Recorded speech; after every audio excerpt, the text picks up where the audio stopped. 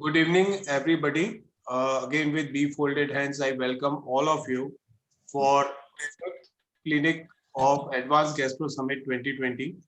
And once again, I thank Gujarat State Chapter of ASI, Gujarat State Surgeons Association, Association of Physicians of Gujarat and Ahmedabad, Association of Ahmedabad Surgeons in Gujarat State Family Physicians Association to contribute for this Advanced Gastro Summit. Today, we will be discussing on very common topic, which is ascites, which we see across every department, general practitioners, physicians, surgeons, gastroenterologists. Today, we have Rakhi with us, and it's an honor to she has accepted our invitation. I would like to invite and introduce Dr. Pragnesh Vacharanjani, who is a senior practitioner in City of Ahmedabad, and he's also an active member of Ahmedabad Medical Association. Sir, I would like to request you. I would like to request you to introduce both the chairpersons, and then we can chairpersons can introduce Dr. Rakhi, and we can start today's session. Thank you, Dr. Yogesh Harwani, for giving us the opportunity to join hands with you on this Advanced Gastro Summit 2020. As we all know, this is the fifth clinic of the summit, and being the part of summit, we from Gujarat State Family Physician Forum are happy to join hands with this academic fest of gastroenterology that you are conducting. So, congratulations to you for this nice arrangement. As we all know, today we have with us Dr. Rakhi, a learned faculty from New Delhi, and we'll be discussing the topic of ascites, which is not that unfrequent that we see in our day-to-day clinical practice. And most of the time, we feel that ascites means cirrhosis of liver, nothing else. But I am sure that after the end of this lecture, a lot of notions will be changed. Today, we have two eminent chairpersons with us. One is Dr. Jitendra Anand. Dr. Jitendra Anand sir is a senior physician in Ahmedabad and active member of Association of Physicians of Ahmedabad. And the second chairperson of today's program is Dr. Mukund Patel. Sir is also senior physician from Ahmedabad. So with this short thing, I will hand over the session to the chairpersons to take it forward. Dr. Jitendra Anand and Dr. Mukund Patel, all yours, please. You are mute. Dr. Jitendra, you are mute.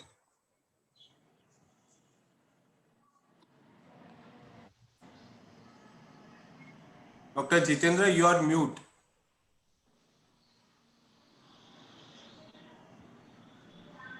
Okay. Hello. Yeah, please. Yeah, good evening, friends. Good evening. It's great pleasure to be a chairperson in this Gastro Summit. And Dr. Rakhi is a prominent gastrologist from Delhi, and she don't require any introduction. I think we are on time and we should start the session if Dr. Harwani agree. Yeah. So Dr. Rakhi is an additional professor in hepatology in Institute of Liver and Biliary Sciences, New Delhi.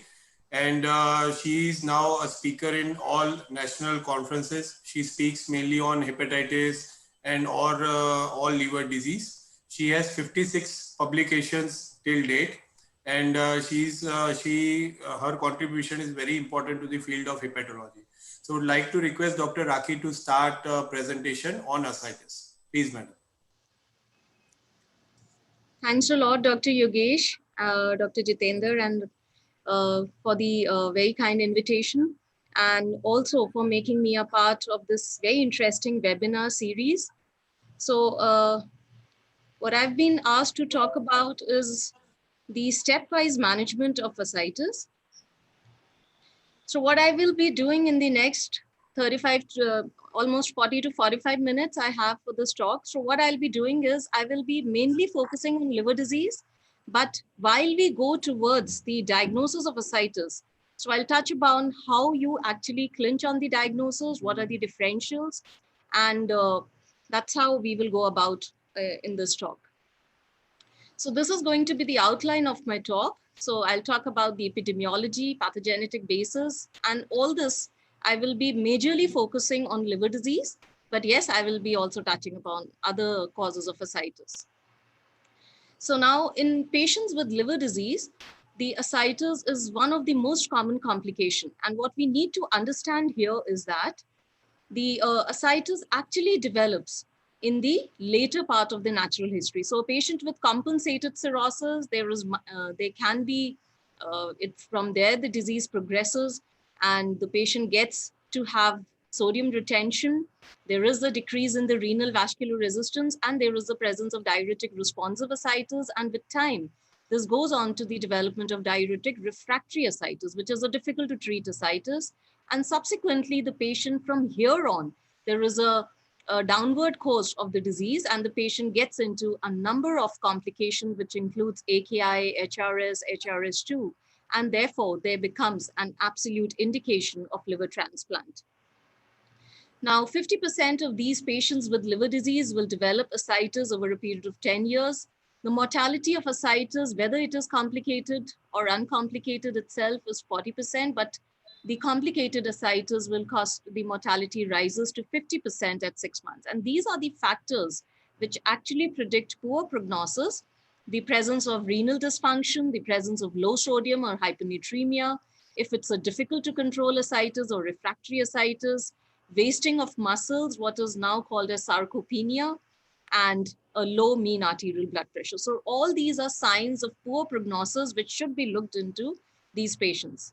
Now, what happens in these patients is that in patients with liver disease, as I already mentioned, there is a stage where the patient has no ascites, so a compensated liver disease, and gradually this goes on to the development of the activation of the neurohormonal systems. We know about the renin-angiotensin aldosterone system, the sympathetic nervous system, and the release of the antidiuretic hormone as a result of the effective hypovolemia. And with long-standing disease, this leads to the development of a decrease in the renal sodium excretion. So what happens with time is that the kidneys become weak, there is impaired natriuresis, and therefore these patients have sodium retention, which in turn causes water retention, and therefore it leads to the development of ascites. And concomitant to this, these patients have an increase in the aldosterone levels, and there is a progressive decrease in the renal blood flow, and the GFR decreases with time with the advent and with the severity of the ascites. So if you look at the hemodynamics, like I already mentioned, a low mean arterial pressure. So what happens is that when we see patients with liver disease or patients with ascites, the basic myth is that we feel that these patients have more fluid in their body. And most of us tend to put them on a water restriction. But actually what happens is that these patients have effective hypovolemia.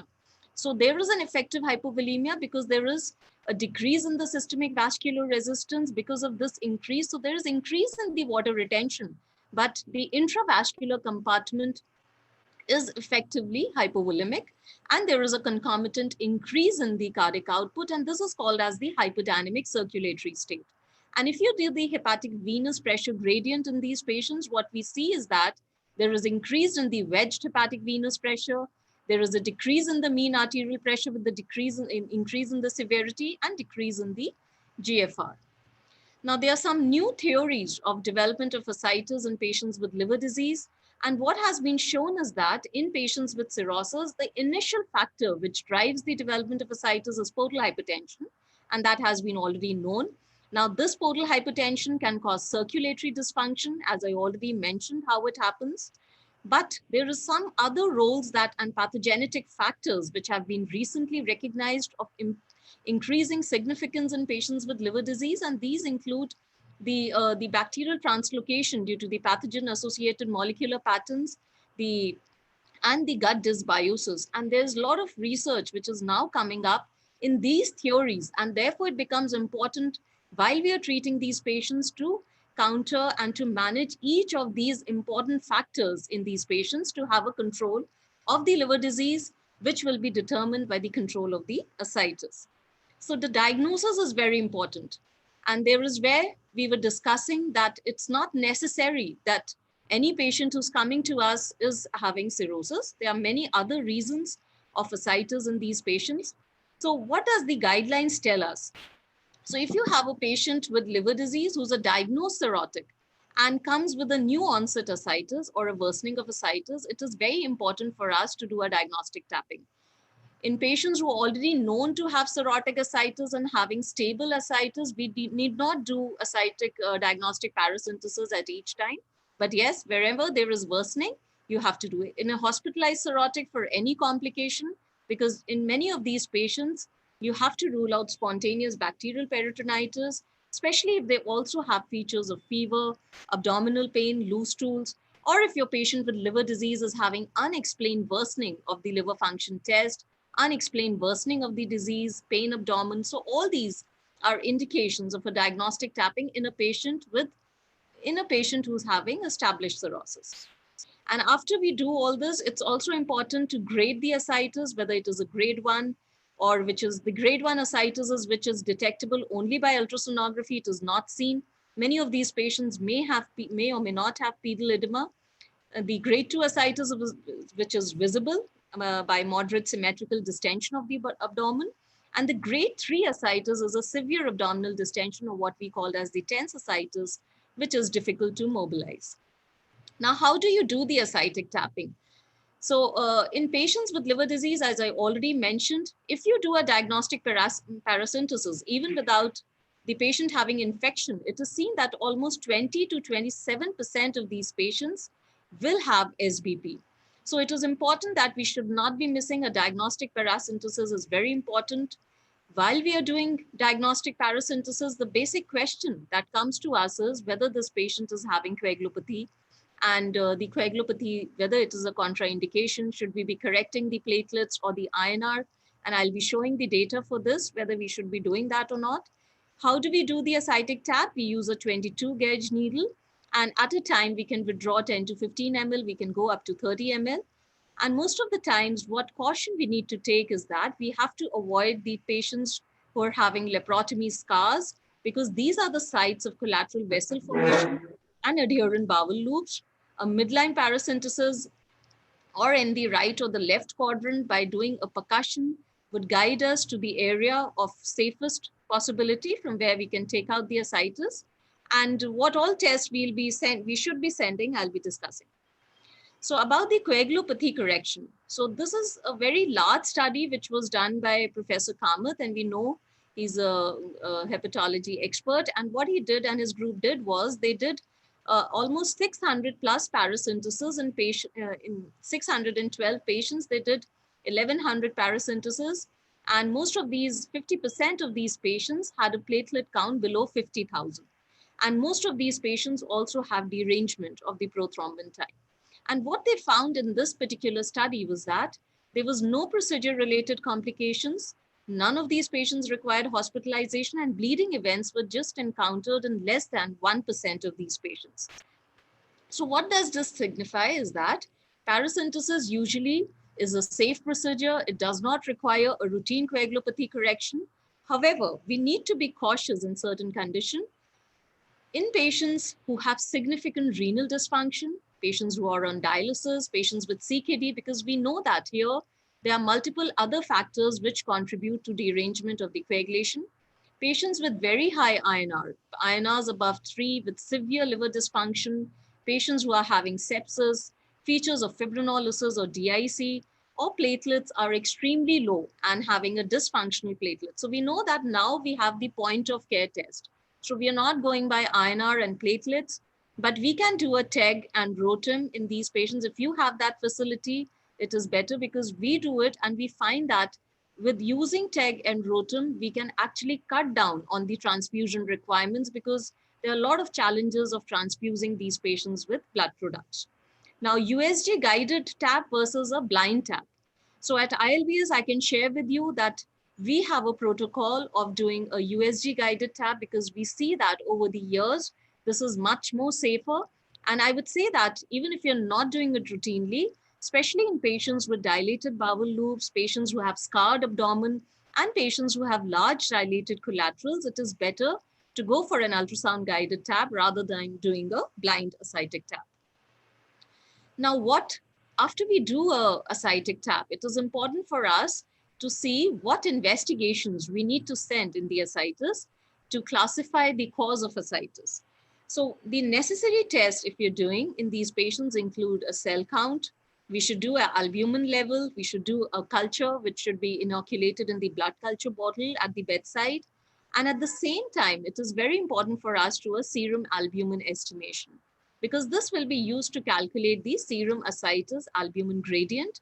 And that the relevance of that gradient I'll be just discussing. Now, what are the optional tests in a clinical scenario where we are suspecting a secondary bacterial peritonitis, where we are suspecting two etiologies, maybe a malignant cause, tubercular peritonitis, malignant peritonitis, and that set of patients. But as a routine, we also do protein in almost all liver patients. And therefore, you can also do LDH, glucose, amylase, gram stain in these specific settings, which I discussed. And at the same time, if you're doing all these tests in the ascitic fluid, a concomitant serum LDH, glucose, and amylase should be sent to have an approximation of the cause of the ascites. Now, rarely used, but very frequently used in our country, because we see tubercular peritonitis. This is what has been suggested by the Western people, that TB culture and smear. But as a routine, I would suggest that we should be doing it, especially in a patient of cirrhosis, where you have some features to suggest tubercular peritonitis. Triglyceride levels, if you see the color of the ascitic fluid, and we can say that 10 to 20% of cirrhotic ascites can have chylous ascites, which is due to the lymphatic issues. And these patients have to be managed in a different way. So you give them MCT-based diet, you put them on a high protein diet, so, and a restricted fat diet. So this is very important. So if you have a chylous ascites patient, it becomes important, and that can easily be quantified by doing a ascitic fluid triglyceride cytology in the setting where we are suspecting malignant peritonitis. And to say that in patients with cirrhosis, liver cancer usually never causes hemoperitoneum. And how do you suspect malignant or cause of ascites is with the color of, if it's a hemorrhagic fluid, it is more likely in a clinical context where you're suspecting secondaries in the peritoneum. In many GI malignancies, ovarian malignancies, there we can do a cytology, which should be done for 3 days. And it is better to send as much as fluid as possible. Bilirubin is important where we are suspecting, supposing in a clinical context where there is a biliary tract surgery which has been done. For instance, we are suspecting after cholecystectomy, there is a bile duct leak in post-liver transplant setting. We see the color of the ascitic fluid, and it is better to rule out the cause of biliary ascites by doing bilirubin levels in the serum and the ascitic fluid. So mostly this ratio is higher. That means the serum albumin is low and the ascitic fluid serum bilirubin levels are high in patients with such causes. So what are the non-cirrhotic causes of ascites? So why we are discussing, we know that liver disease is the most common cause of ascites. So there is a way to classify the patient to be having a portal hypertension related ascites or a non-portal hypertension related ascites, and that we do by calculating this serum ascites albumin gradient, and that is what has been recommended. So it can be a high gradient ascites when your serum ascites to albumin gradient is more than or equal to 1.1, or it can be a low gradient ascites when the serum ascites albumin gradient is less than 1.1. So initially, we used to classify, and we used to read also that we were classifying the ascites as exudative, transudative based on the protein content. But now in the newer classification system, all of them have suggested to classify the ascites based on this, whether it is a high gradient, a high protein or low protein ascites. And then in the high gradient ascites, if we see, cirrhosis is the most common cause, but yes, there are other common causes where you can get a high gradient ascites, and most of these causes will have significant liver involvement. So we can have a high gradient ascites even in patients with fulminant hepatic failure, in patients with fatty liver of pregnancy, in patients who have extensive liver metastasis, which will cause the dysfunction of the liver and can cause development of ascites. And this is a sign of very, very poor outcomes in these patients. Even in patients with portal vein thrombosis, whether it is a malignant or a non-malignant cause, because there is a decrease in the perfusion of the liver. So here again, you can have a high gradient ascites. Patients with alcoholic hepatitis, even in the absence of cirrhosis, may have a high gradient ascites, but carry veno-occlusive disease, myxedema, So severe thyroid disorder, hypothyroidism, nephrogenous ascites. So patients with CKD who are on dialysis. So all these are causes of high gradient ascites.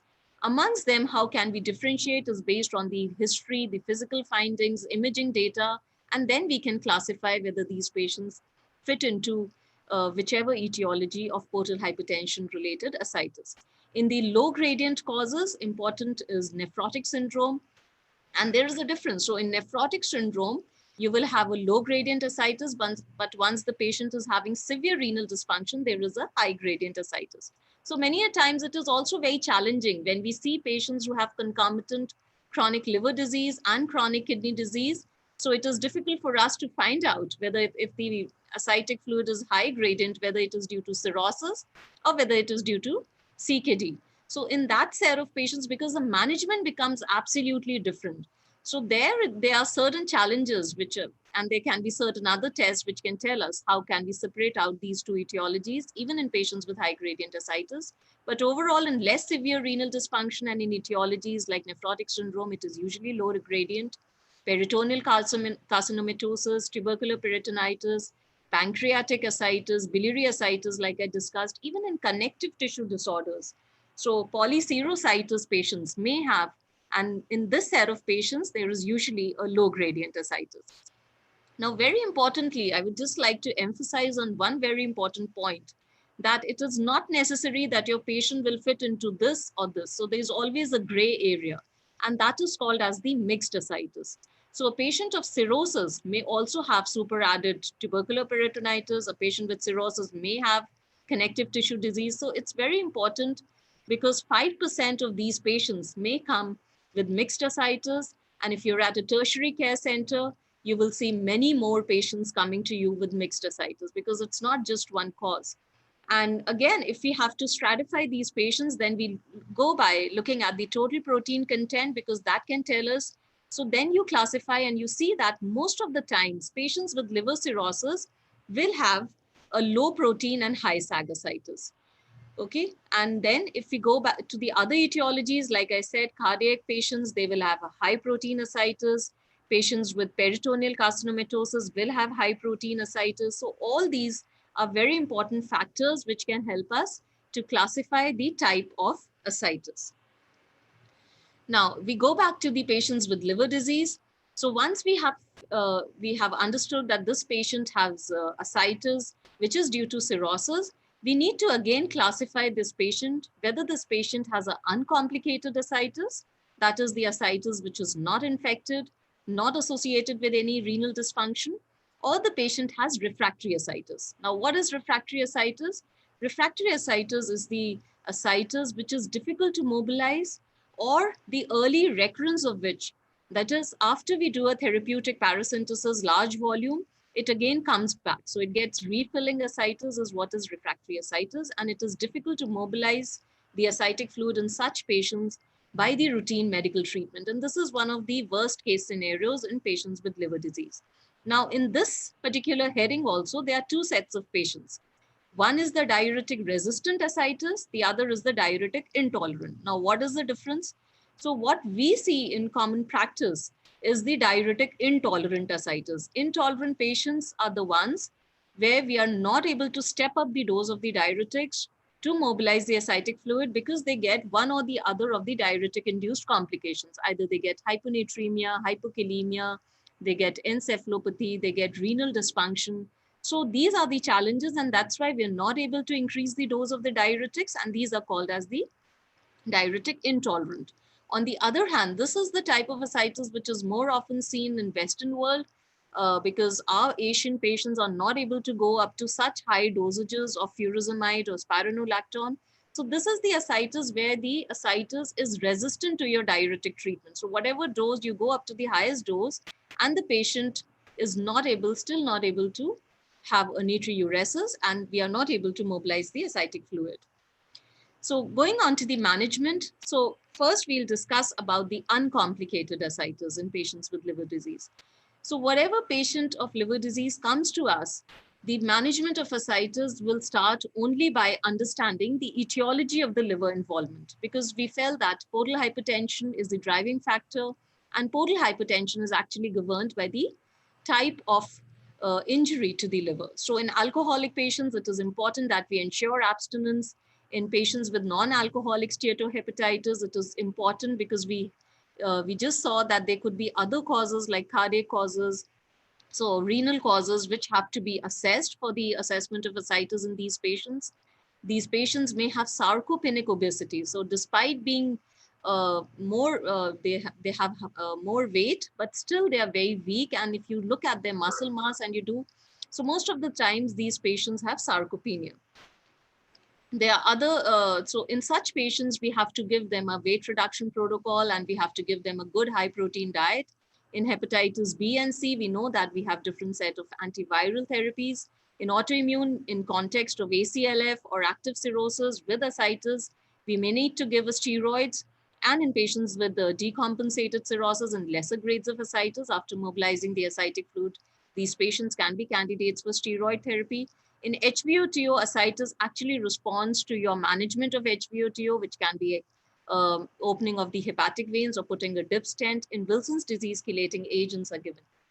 Now, coming to the second step in the ascitic management after we've treated and identified the etiology of liver disease. So the first step is that we ensure a salt-restricted diet.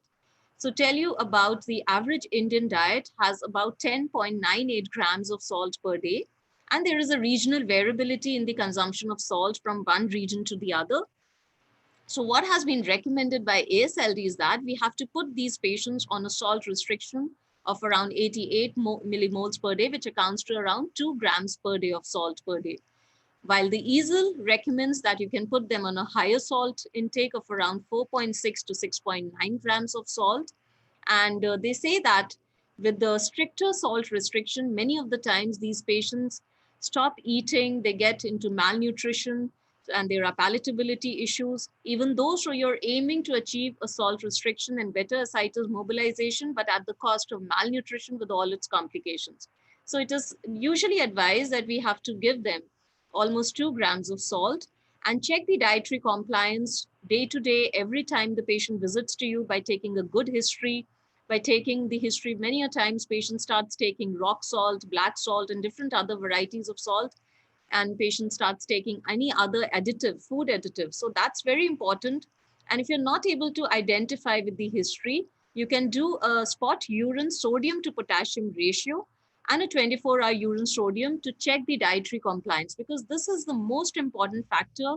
If you have ensured a dietary compliance and if still the ascites is not getting control, it is there when we start adding the next step of management or the diuretic therapy, especially in grade 1 ascites, not for grade 2 or 3, but yes, for grade 1, many of the times just salt restriction is enough.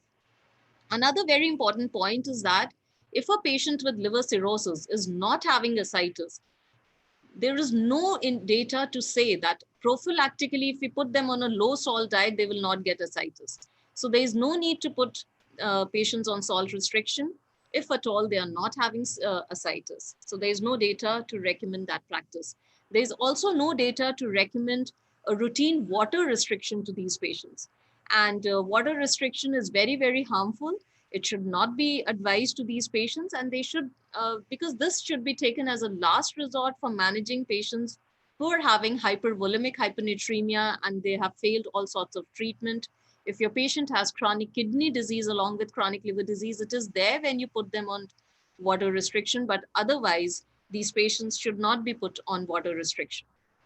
Now, we use most often the two common sets of diuretics that we in patients with liver disease. The first one is the loop diuretics. The loop diuretics act at the ascending limb of the loop of Henle, and they act at the sodium potassium 2 chloride co-transporter. And from here, they cause decrease in the sodium reabsorption, improved sodium delivery to the collecting ducts here, and improvement in the natriuresis. And this subsequently drives water along from the body from these patients. Aldosterone antagonists, on the other hand, act on the collecting ducts. And what they cause here is they cause a natriuresis, but at the same time, they cause potassium retention. So many a times, patients put on aldosterone antagonists get hyperkalemia, and this has to be monitored. Now, how do we choose the and dose the diuretics in patients with grade 2 or 3 ascites? So what has been recommended by different guidelines and different studies is that because we discussed in the background that patients with liver cirrhosis have an activation of the renin-angiotensin-aldosterone system. So we initiate spironolactone and add the loop diuretics if the response is inadequate or the patient has grade 2 to 3 ascites with pedal edema. And spironolactone causes only modest diuresis. So therefore, the usual starting dose, which is recommended, is 50 mg. The peak takes 3 to 4 days. So we should not be escalating the dose before 3 to 4 days of therapy. And if there is no response, we can escalate. But it is recommended that the dose should be escalated every 7 days, and the maximum dose that can be given is 400 mg. For the loop diuretics, the action is much faster in 30 minutes and peaks at 1 to 4 hours and wears off by 3 to 4 hours. So a maximally effective loop of diuretic as compared to a cirrhotic will cause less sodium excretion as compared to a healthy person. Therefore, this is the problem that we face, and this is what is called as the pharmacodynamics of the diuretic action. Now, there is a randomized control trial, and there are other trials as well, which have compared whether we should be using aldactone, the spironolactone alone versus a combination of the spironolactone and loop diuretic in non-azotemic moderate ascites patients with liver disease. Now, we know that there are several rationale of using loop diuretics, but contrary to that, there is still the jury's out. And in this particular study, they showed that the spironolactone group had a better response to therapy and lesser side effect as compared to the combination of the loop diuretic with the spironolactone. Now, this is an important thing which I wanted to discuss, that there are important variation from person to person when we give a diuretic. So there's the pharmacokinetics, which implies that how the drug will act at what dosages of the drug will act, because the dose is not delivered to the system. For instance, in severe renal insufficiency patients, we use larger doses of diuretics to achieve a sodium excretion in the urine. However, in patients with cirrhosis, it is very important for us to understand that even if you increase the dose of the diuretic, you may not achieve a higher increase in urine sodium excretion. So it is not necessary if a patient is not responding. So we have to be very cautious of increasing the dose of the diuretics beyond a certain point, especially of the loop diuretics. So what is recommended is that assess these patients once a week, do a kidney function test, do electrolytes, monitor the weight, look for signs of volume depletion, because these patients frequently go into problems with the electrolytes, the blood pressure, and the mean arterial pressure. All this has to be monitored. The other important diuretic related complications include skin reactions. There can be rarely interstitial nephritis and ototoxicity. Hyperkalemia and gynecomastia is very common with spironolactone, where you should be switching it to a amiloride or a different diuretic in such patients. But why amiloride we do not give as a starting diuretic? Because of its cost. So most of the times, 5 to 10% of the patients will develop painful gynecomastia, and this usually resolves by changing the spironolactone to an alternative anti-aldosteronic agent. Now, between the different loop diuretics, so we have furosemide, and now we know that we have torsemide. The benefits of torsemide is that it is 80 to 100% absorbed as compared to furosemide, which is having a high variability in the oral absorption. So only 50% of the oral dose of furosemide is absorbed. Therefore, in patients who have GI side effects, in patients who you're expecting intestinal edema, there you may have a challenge of furosemide dosing, and it is better to give torsemide in such patients. And head-to-head randomized controlled trials have also shown the superiority of torsemide in causing increase in the urine sodium excretion and urine volume as compared to furosemide. Now, very important is that why diuretics are harmful. It is important for us to know that even though we are achieving a reduction in the ascites, what diuretics does to these patients is great harm with respect to the hemodynamics. So we can see here in this nicely done study, they showed that the mean arterial pressure in patients who were given torsemide and furosemide, the mean arterial pressure pre and post was showing a decline in both the groups. There was an increase in the plasma renin activity, increase in the aldosterone levels. All this highlight the harmful effects of the diuretics on the systemic hemodynamics of these patients. So therefore, it becomes very important for us to monitor the complications. The moment the ascites is resolved, better to cut down, de-escalate the diuretics, remove the diuretics if at all they are not needed, check them at each visit for de-escalation. And how do we improve the circulatory dysfunction in patients with cirrhosis? And we talked about the inflammation theory. So now there is interesting data which suggests the utility of giving albumin, which improves the cardiocirculatory function. It improves these inflammatory parameters. It improves the plasma renin activity. And what was shown in this particular study was that a higher dose of 1.5 grams per kg every week of albumin. So this accounts to almost five bottles every week. So this is a very costly therapy, but yes, albumin administration can influence the ascites mobilization, can improve the hemodynamics in these patients, and you can actually stop diuretics in most of these patients. And this was the ANSWER study, which is a very nicely done multicentric Italian trial, and it's a landmark study wherein they showed the benefits of giving albumin in these patients with cirrhosis who had uncomplicated ascites, and they showed that there was an improvement in survival. And here again, they gave large dosage of albumin, so 80 grams. That means 4 bottles of 20 grams albumin in the first 2 weeks, followed by 40 grams of albumin for almost 18 months in these patients. And they showed that there was an improvement in survival, there was a lesser requirement of TIPS and liver transplant, and all the other complications related to refractory ascites were decreased in the group which received albumin. There's also recent data which suggest that you should be seeing on treatment albumin levels and to see the monitor the response of these patients. And what was shown as a subgroup of this trial was that the albumin levels actually improved the baseline serum levels, and the improvement was faster in the patients who had lesser severity of liver disease. And they achieved a rapidly increase in the albumin above 4, which was associated with a survival benefit. But they also showed that 20% of these patients where you give albumin, the albumin levels do not reach normal levels, but these patients do get benefited with respect to ascites management and the development of complications. Very quickly, I'll go on to the complicated ascites. Now, when you see a patient with cirrhosis who has refractory ascites, before we label them as refractory, it is important again for us to take a good history, check the salt compliance, see the dose of the diuretics, whether they have been appropriately or inappropriately given, rule out other causes of ascites in such patients, especially the superadded causes which need a different line of management. And you have to look for renal dysfunction. Now, this is a new guideline of HRS where they suggest that HRS2 should now be labeled as HRS-N-AKI. And this is a very frequent complication in patients with refractory ascites. The best management for these patients is liver transplantation. And most of these patients go on to development of complications in 6 months' time.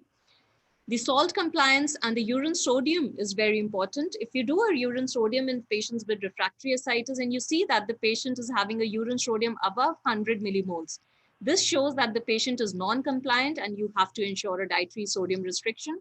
On the other hand, this is very important. If you see that the urine sodium is less than 20, this indicates diuretic resistance, and such patients, diuretics in refractory ascites should be stopped because they will cause more AKI and more problems to these patients.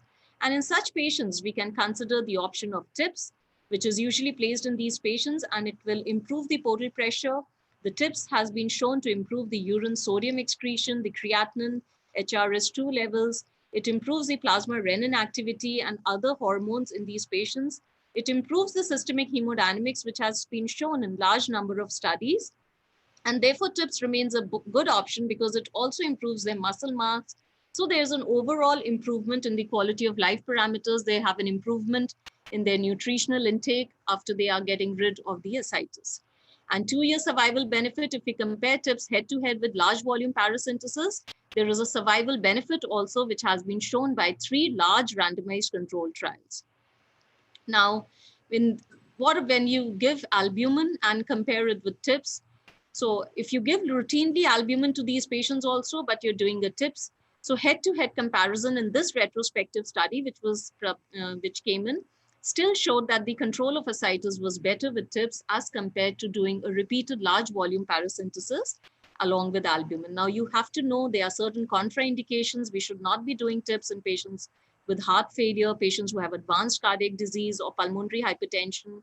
Infection should be ruled out, and patients who are more than 70 years who have portal vein thrombosis. So all these patients should not be offered TIPS. Post-TIPS encephalopathy is a major problem, and it is seen that almost at 1 year, patients do get repeated encephalopathy episodes, and the risk factors for causing post-TIPS encephalopathy is again higher age, patients with more advanced liver disease, patients who already have a history of HE prior to TIPS, and patients where you have placed a large diameter stent. So here we have to place a low diameter stent. Post-TIPS liver failure is a dreaded complication, and that's why it is very important for patient selection for TIPS and refractory ascites, because if the patient has liver failure, these patients have a very poor outcome in the absence of liver transplant. Now, PICD, if we do not have an option of TIPS, and we are doing large volume repeated paracentesis. Now, paracentesis also has certain problems because it causes severe vasodilatation. It causes a worsening of the hyperdynamic circulatory dysfunction. And therefore, it is recommended that for every liter of ascitic fluid that we are tapping, we should replace it by 8 grams of albumin. So if we are tapping 5 liters, we should give 40 grams of albumin. And therefore, it is suggested that instead of giving any other volume expander, so there are a large number of studies, and giving vasoconstrictors, it has been shown that volume expansion is better. And because we cannot give too much of albumin to these patients because of cost issues and other, it is better to tap. Do not go for large volume taps, but rather do modest volume, 3 to 5 liters at a time. And it is better to discontinue diuretics on the day of paracentesis and after, in order to avoid this dreaded complication. This is a paper from our institute where we showed that giving albumin in patients with ACLF in a modest volume paracentesis is helpful. And it also improves the incidence of other complications like hyponatremia, hepatic encephalopathy, and acute kidney injury. And PICD is associated with worse outcomes in these patients. And if you give albumin, you are able to improve the survival of these patients. You can also combine albumin with vasoconstrictors like midodrine and do a large volume paracentesis, because these patients are severely vasodilated. So instead of just correcting the hypovolemia, it is also sometimes important that we can give midodrine. IV albumin therapy, maybe this we have already covered routinely. This is for refractory ascites patients, where they showed that giving routine IV albumins on a weekly basis is very helpful in these patients. Vasoconstrictors form a backbone of therapy for refractory ascites. Terlipressin, there is some data people have given terlipressin infusion, but this should not be done because terlipressin has a lot of adverse effects, and the safer drug alternative which we have for these patients is midodrine. And there are a lot of Indian studies, and mostly from Professor Singh from Chandigarh, where he showed the efficacy of midodrine in the management of refractory ascites. This is the data from Europe, where they showed that this is a negative study, in fact, where they showed that midodrine is not effective, but there were a lot of problems in this study. So overall, we do see benefit of midodrine. And I would just say how we should be giving midodrine in these patients. So we can start these patients on 5 mg and even at a lower dose if the patient requires less. And to maintain the MAP is the target. So we have to maintain a target MAP of 82, and we can increase the dose of the midodrine every 24 to 48 hours or maybe every week and see the increase in the MAP. And what we should be seeing is that it should be administered 3 to 4 hours immediately after rising in the morning, and it should be avoided within 4 hours before bedtime to prevent the risk of supine hypertension. These drugs which cause hypertension or arrhythmogenic potential should be avoided with midodrine, and you should be checking if you're initiating your patients on midodrine. It is better to consult even a cardiologist if the patient is on any of these drugs, because these have to be discontinued. Now, coming very quickly to Vaptans, occasionally we use Vaptans also. Now, the difference between Vaptans and other drugs is that when you have hyponatremia, this is the time when the patient has extreme form of refractory ascites. So Vaptans will cause a decreased binding of the arginine vasopressin to the V2 receptors, and the aquaporin 2 channels, which cause increased water retention in the body of these patients, these are blocked. So overall, these patients get increased water or diuresis, and therefore it is a very effective treatment for patients with refractory ascites and hyponatremia. So that's an indication where we can give this drug. There are studies on satavaptan. This is not relevant because this is not available. Tolvaptan is the oral vasopressin antagonist which can be used. And the initial data suggested that if you give tolvaptan, and these were patients of heart failure, liver disease, and where they showed that tolvaptan was causing improvement in the serum sodium levels. But whenever we were discontinuing, they were discontinuing tolvaptan, there was a rebound decrease in the hyponatremia. So it has to be given. So what people do is before liver transplant, for a short while, this drug can be given to improve the serum sodium levels. And it is better to give lower dosages because this drug has hepatotoxicity potential. It has also been given a black box warning by the FDA because it can cause serious incidents of variceal bleeding. Now, the adverse effects most of the time, because they cause a lot of water diuresis. These patients have a lot of thirst, so we should not be restricting these patients to take water. They get polyuria, and GI bleeding is a serious side effect.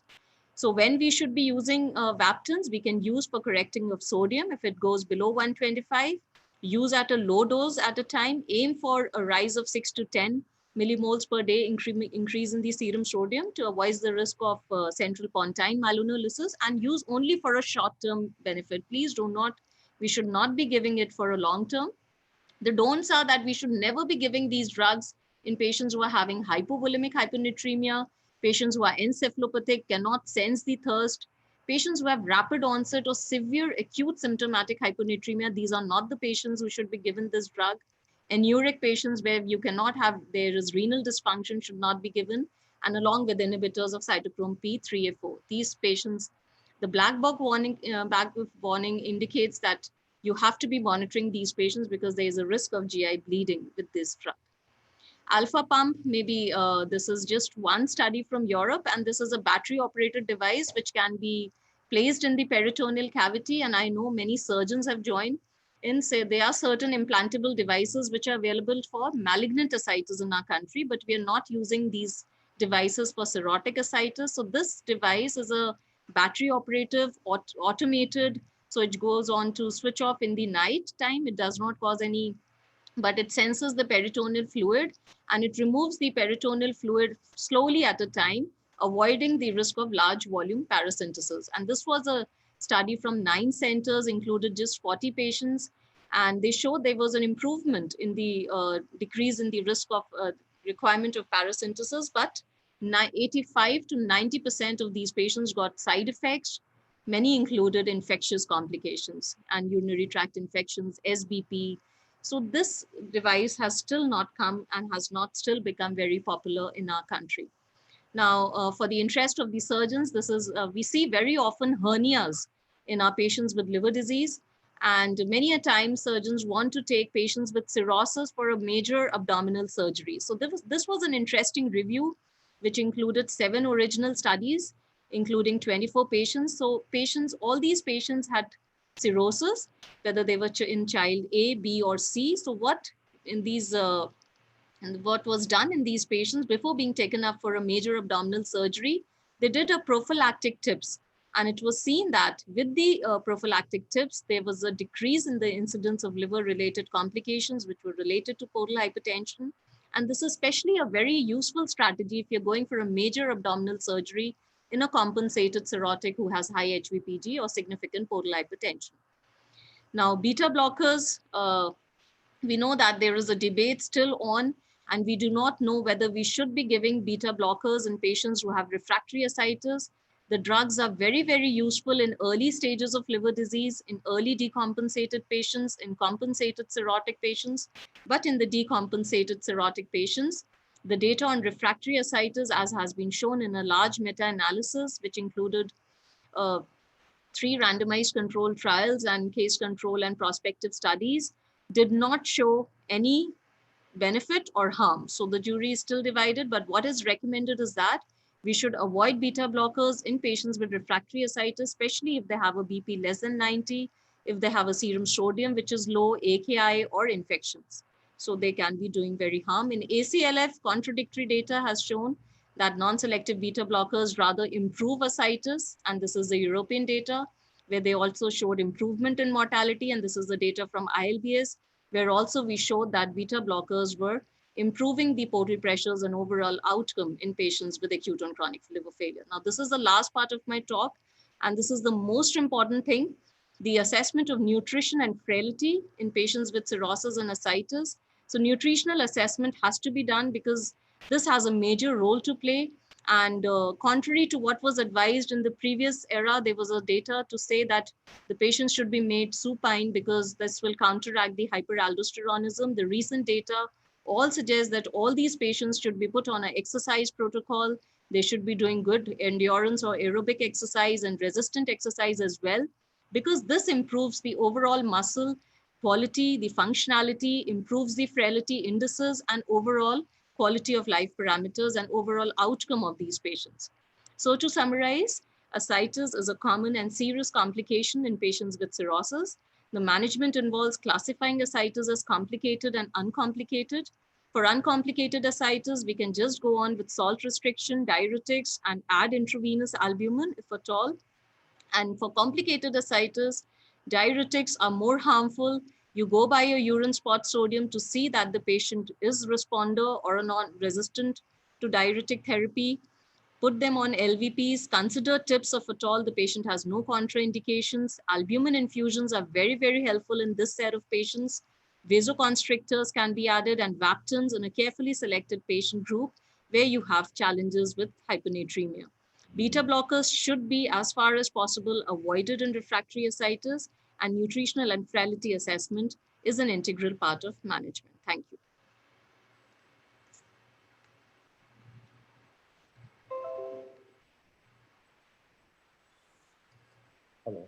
Very nicely delivered talk, Dr. Rakhi. Would like to request moderator as well as chairpersons to ask questions. There are a few questions in the chat box. Hello. Yeah, Dr. Mukund, you are audible.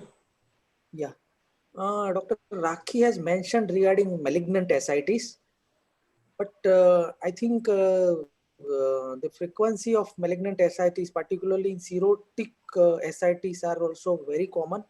So instead of doing cytology as a rare investigation, we should adopt a routine policy of doing cytology in almost all the cases, or when, especially for refractory ascites, because sometimes underlying malignancy or hepatocellular carcinoma are detected, and by doing sometimes laparoscopy also we are finding out if we are failing in cytology. So what is your opinion? Yeah, sir. So that's a very relevant point, and that's what I mentioned. I took that picture off from a European seminars in liver disease, but that may not be relevant for our set of patients. So what we usually do is, if a patient with cirrhosis has refractory ascites, as a protocol, like you said, we should exclude out all possible causes apart from liver disease, which could be there. So a complete workup for other causes of concomitant or mixed ascites should be done. Cytology for what we do at our center, and what we do a cross-sectional imaging for all such patients, because it will pick up any malignancy and a detailed history. Now, cytology, we can do that, but for HCC, cytology may not be positive. So we have to go by alpha-fetoprotein and a cross-sectional imaging. So instead of performing routine cytology, if we do large amount of fluid and centrifuge, and if the sediments are sent, then I think sensitivity of cytology is greatly increased. Instead of what we are collecting is at 20-30 ml of fluid, and then we are sending cytology. So if we suspect malignancy, then we should collect a large amount of fluid and to be centrifuged, and the Absolutely right, sediment sir. should be. You're absolutely right. And we should not be missing out malignant peritonitis. So it is very, very important that we send, and immediately it should be centrifuged. Large amounts of fluid should be sent as far as possible and repeated. So every consecutive day for three days or so, it should be sent, so that you get a good volume of fluid which is centrifuged and you get a good cytology sample. So Dr. many Rakhi, times. Dr. Rakhi, do you recommend cytology in all patients with ascites, whosoever we tap it?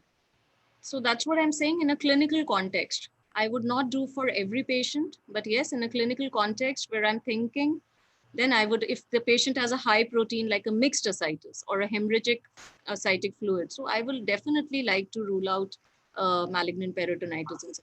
I personally don't know what is in North India, but many times what we see that ascitic fluid which is tapped mainly at nursing homes, they don't send ascitic fluid albumin.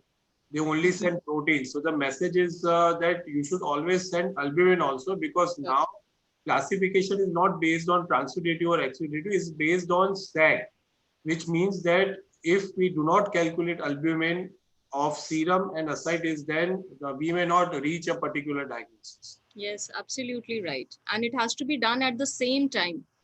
So it is better to send at the same time, because if you do on different occasions also, it is not good. And SAG is what I think so. Even when I see prescriptions from outside, I do not find a SAG there in the ascitic fluid most of the times. So that's why this is a very, very important, sir, which you said, and SAG has to be done for every patient with ascites. Dr. Mukund, there are a few questions. I think there's a question by Dr. Narendra Rambai from Mehsana. He has asked, what is maximum amount of fluid which can be tapped in cirrhosis? Okay. So that's a very good question. So the maximum amount upper limit is not fixed. And in the olden, like you have to see the patient based on the severity of liver disease. So a patient with very high MEL score, deeply jaundiced, acute on chronic liver failure, all these set of patients, if you try to do large volume paracentesis, you will be doing more harm than good to these patients. So now the concept in such sick patients has changed. However, in a setting where your patient has a low MEL score, you can go up to large volumes, 8 to 10 liters, you can go up to 20 liters, provided that you're replacing it with good amount of albumin. So those precautions still have to be taken. And if you can do that, you can go and empty the abdomen.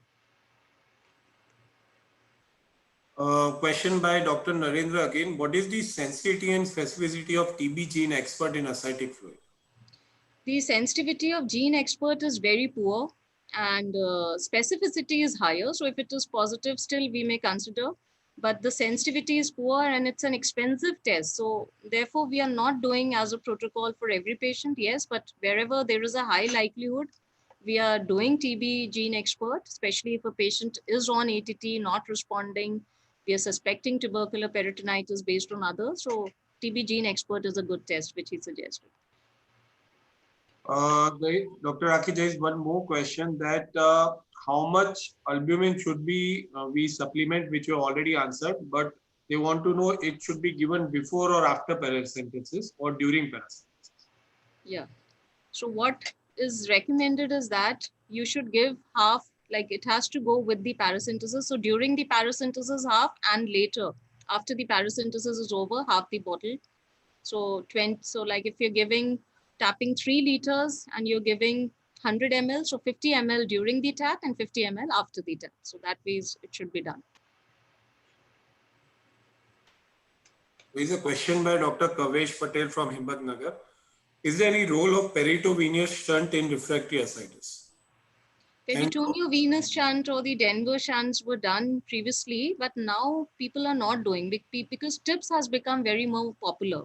And like I said, this alpha pump also based on the same concept, but doing any implantation of foreign uh, device in the body or creating such a shunts is very, very challenging. So people have abandoned it for TIPS. So now TIPS is more popular, and that's how it's working better than these shunts. There is one more question by Dr. Kavesh. Is there any role of pigtail catheter in refractory ascites? Yes. So I can say that pigtail catheter, I would not suggest that it should be routinely used, but yes, we are doing a trial also at ILBS on this, because we feel that if we put a pigtail catheter, somebody, like I said, coagulopathy is not a contraindication, but somebody who has very poor, like in ICU setting, when I manage patients with refractory ascites in the ICU with platelets of 20,000, INRs above 4, so they're doing everyday paracentesis and transfusing is a very big problem. So what we do, we put a pigtail, and then while we are shifting these patients out from the ICU, so we keep it clamped. We do not put them on a continuous drainage. We keep it clamped so that whenever the patient requires, we can remove that much of volume of fluid and then we can clamp it. And while we are discharging such patients, these catheters have to be removed because they become a nidus for infection. So in a short term, yes, it is a very, very good where you want to avoid repeated needling to the patient. Madam, many times we encounter a patient with liver cirrhosis who also have CKD, like mainly in patient with NASH, secondary to diabetes, they may have diabetic nephropathy also. Now, how to adjust diuretics in this and what will the choice of diuretics? Yes. So the basic. Sorry to interrupt, the confusion is that either it is cirrhosis induced ARF, HRS, or it is CKD. So how to differentiate and how to adjust the diuretics in this? So this is a very, very good question because this is a routine practice when you see such patients. And so it is difficult for us to find out what is the cause of ascites. But I can tell you important surrogates, which can tell us whether this is a more predominant cirrhotic ascites versus a kidney disease related. So because the management of both the things will be absolutely different. So if you look at the mean arterial pressure of patients who have refractory ascites due to liver disease, the mean arterial pressure of most of these patients would be very low and they will never be on antihypertensives. You would actually like to give them midodrine. In such patients, we should never try and give them diuretics because they always get worsening of their kidney functions. Now, if we have a set of patients where we have CKD and chronic liver disease in the background, but the hypertension is there, the patient has signs of fluid retention, there it is important that we can also try diuretics by monitoring of the kidney function tests. We can put them on fluid restriction also. They tolerate fluid restriction also better.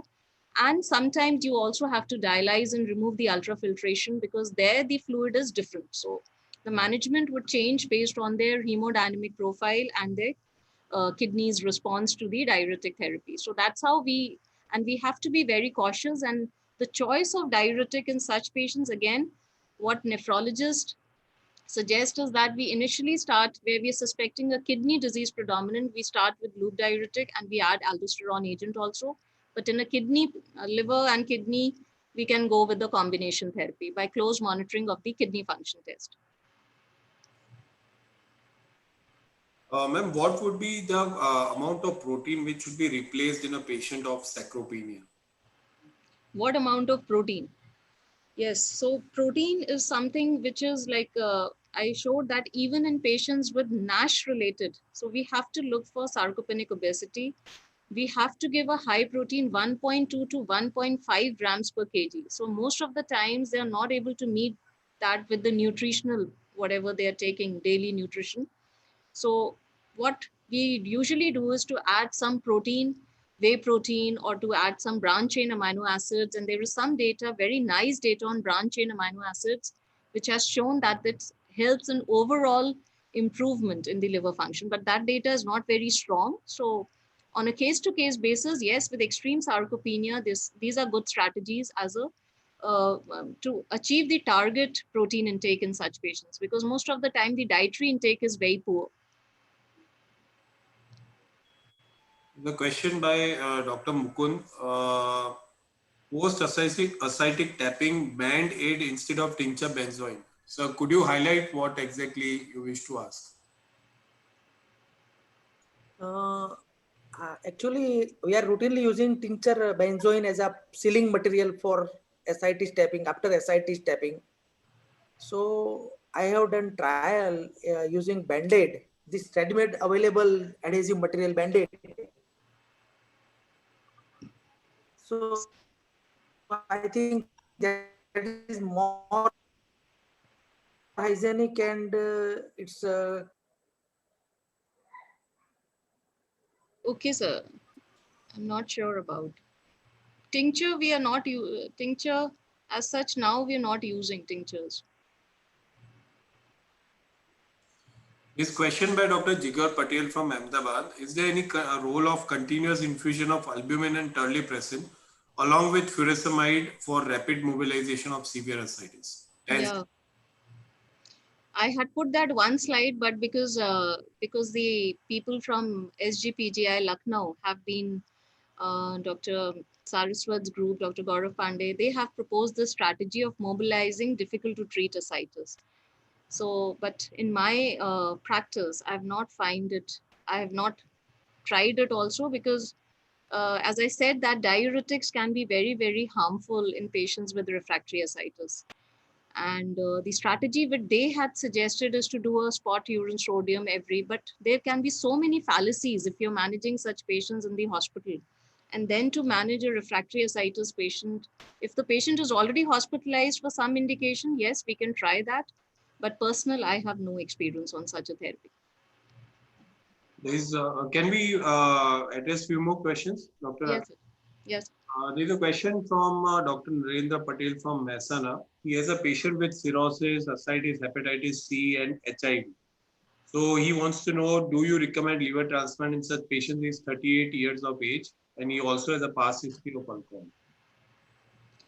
Yes, see, HIV is a relative contraindication. HIV is no more considered an absolute contraindication. So if the HIV disease is controlled, the patient can well be offered. If the patient has been abstinent, the only thing is a good psychosocial workup for such a patient, because we need to do a good psychiatric evaluation, and transplant obviously can be offered to such patients if at all they meet all the criteria.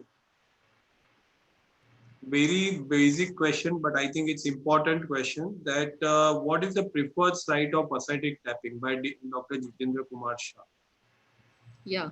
So the preferred site depends on, I think so there was some echoing.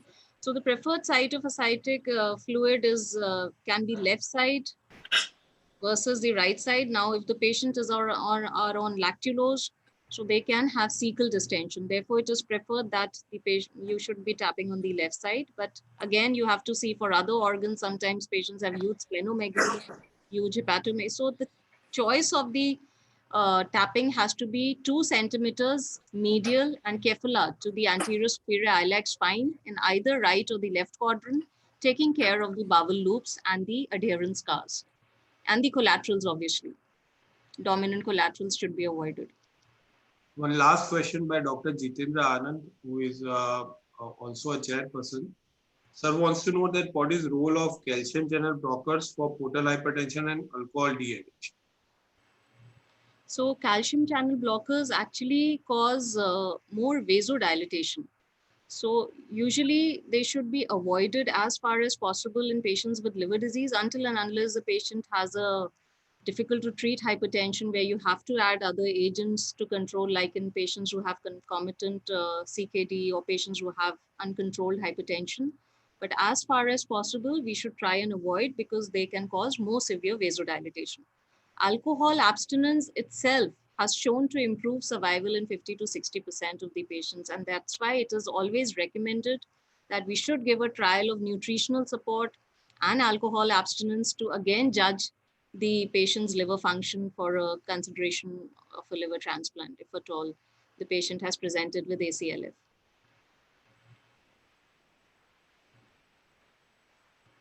Dr.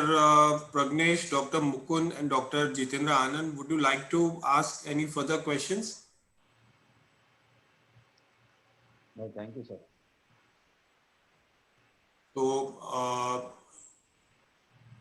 ma'am, there are no further questions. Okay. And ma'am, it was really an excellent talk by you on ascites. I think no doubt it's a very common topic, but still a complicated topic, which everyone, till date also we are not able to identify exactly what it is. So good messages to all physicians and surgeons as well as all practitioners that SAG is very important. I think it has to be done. And thank you, madam, once again. I also thank all chair moderators, and I thank Dr. Mahesh Goenka, who is director of this course. Thank you, everyone, and we meet again on next Wednesday, 8:30 p.m. Thank you, Dr. Raki. Thank you so much. Thank you, sir. Okay. Thank you. Good night. Good night. Thank you. Thank you, Dr. Jitendra. Thank you, Dr. Mukund, sir. You are most welcome. Thank you.